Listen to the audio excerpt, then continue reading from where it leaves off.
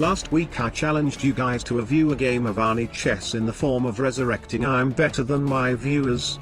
And today, we have our very first victim. Today's viewer is a guy called Topato. E4. As always, please feel free to pause the video right now to read the spells and understand the UI on screen. I will give you a few seconds to do so. E5. Okay, so I decided to bring the 3 beginner spells. Anyone joining the website can use these spells immediately, and to be honest they are actually pretty strong. On the other hand, among all the spells my opponent chose, only Queen Time is exceptionally strong. The other 2 are more on the easier side. If I can somehow make him use his Queen Time early, the game is absolutely winnable. Knight F3. Knight C6. So far so good. D4. The Scotch opening, no offense to any Scotch out there, but I actually hate this opening the most. E takes D4. Knight takes D4. I'll go for the classical variation. Take bishop C4, knight F6, knight C3, castle D6. H3. Okay, now I don't know what to do anymore. But if I remember correctly, H3 is actually the correct move according to theory, which means my opponent knows very clearly about this line.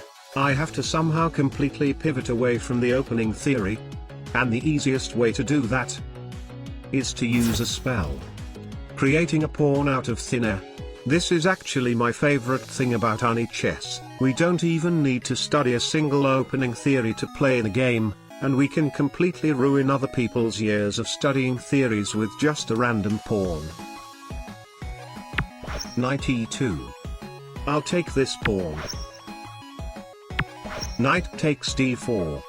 Okay, so I think the continuation here is something like D5, pushing the bishop back, but I'll create another pawn on E5. I'm having a lot of initiative here. Maybe I can gambit a pawn for a safe queen H4, all 3 pieces attacking his king. He didn't take. Aha. He is obviously baiting me to go bishop takes F2, rook takes F2, knight takes F2, king takes F2, queen H4, check, forking his king and his bishop.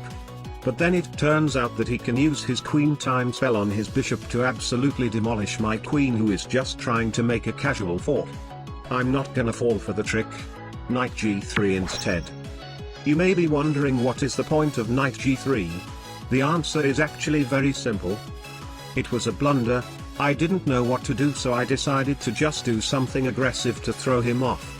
And to be honest, the only correct response right here should be Knight takes C5, so in case he doesn't go for that exact response, I'm still going to win this game.